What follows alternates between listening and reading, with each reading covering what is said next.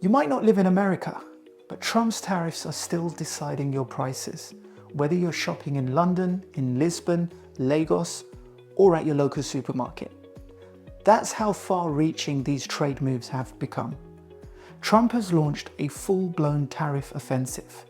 50% on India, 50% on Brazil, 15% on the European Union, 10% on the United Kingdom, 15% on Japan and South Korea, 35% on Canada, 39% on Switzerland, 20% on Taiwan, and even 50% on copper pipes, wires, and fittings. And then there's the $800 duty-free loophole. For years, any package under $800 coming into the US could avoid tariffs entirely. That meant companies like Shein and Temu could flood America with ultra-cheap parcels, and small businesses selling on Etsy or Shopify could split shipments into smaller boxes to escape duties. Now that loophole is now gone. Those same orders are suddenly slapped with fees of $80 to $200 per package. For consumers, it means that a cheap $30 fashion haul or a gadget buy no longer slips through untaxed. And for small businesses, the margin that made cross-border e-commerce viable has been crushed. This isn't just dry trade policy, it's economic warfare wrapped in populist rhetoric. The Trump playbook is simple. Announce extreme tariffs, trigger panic, force countries into one-sided deals, then declare victory. And the world has been folding. The European Union reluctantly accepted a 15% baseline deal on most goods, with carve-outs for sectors like pharmaceuticals and aircraft parts, and quotas on steel. Even giants like Germany and Italy gave in. India is staring down 50% tariffs, with temporary carve-outs for key exports like pharmaceuticals and smartphones. Prime Minister Modi told farmers he would never compromise on their interests, even if he personally pays a heavy price for it. Brazil has been punished with 50% tariffs for buying Russian oil and fertilizer. Switzerland was hit with 39% tariffs after talks stalled despite its huge pharmaceutical footprint in the US. Canada?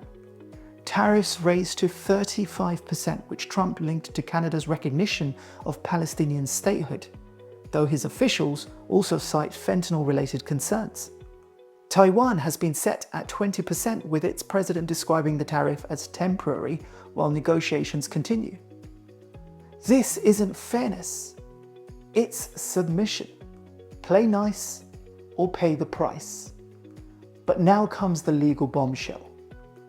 A US appeals court has ruled that most of these tariffs are illegal, saying the president overstepped his authority. Yet the tariffs remain in place until at least October 14th because Trump is appealing to the Supreme Court. That means 9 judges in Washington could effectively rewrite your shopping bill. And if they strike the tariffs down, billions of dollars in costs collapse overnight. And if they uphold them, the playbook survives and global supply chains continue to shift. Markets are already reeling. The Swiss franc has dipped, European stocks have fallen, Swiss shares slid hard on the day the 39% tariffs were announced. Investors are abandoning the comforting idea that we've reached peak tariffs. Companies are bleeding. Mercedes-Benz has taken a 362 million euros hit, Porsche around 400 million euros, and Aston Martin's revenue has plunged by 25%. Even Toyota is bracing for impact. The knock-on effects are obvious. Car parts cost more, copper wiring is pricier, pharmaceutical supply chains are disrupted. It all flows down into food, fuel, medicine, electronics, your everyday essentials. And here's the sting. Cheap, fast fashion isn't cheap anymore. That loophole that made Shein hauls and Temu bargains possible, gone. What used to cost you $30 online could now come with $80 to $200 in extra charges. For small businesses, it's devastating. For consumers, it's the end of the duty-free free ride. And Trump hasn't stopped at the obvious categories. In early August, confusing signals suggested the US would tariff imported gold bars. Bullion markets jolted. Swiss refiners paused shipments to the US and prices hit records. Days later, the White House clarified gold bars would not be tariffed, and an executive order has now formally taken gold bullion out of Trump's new global tariff system. The scare was real, the tariff isn't. Food imports are another casualty. US grocers are warning of painful shortages and price hikes on staples like cucumbers, mangoes, and coffee. And here's the catch. American farmers themselves admit the US simply can't produce these foods at scale. The climate, costs, and supply chains don't allow it. So the idea that tariffs will magically bring all this production back home, that's not reality. It's wishful thinking. Then there's copper. Trump's 50% tariff on copper fittings wiped out cheap imports overnight.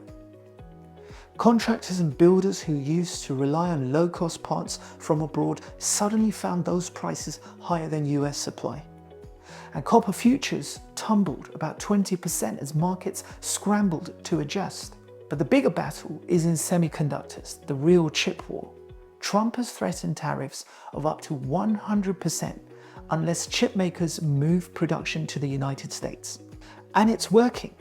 Taiwan Semiconductor Manufacturing Company, the most important chip maker on the planet, announced more than $165 billion in new US investments as Washington floated steep semiconductor tariffs. This is not random, it's engineered dominance. Global supply chains are being rewired in real time. So what does this mean for you? First, tariffs are always taxes. They may fall on importers first, but they inevitably land on the consumer.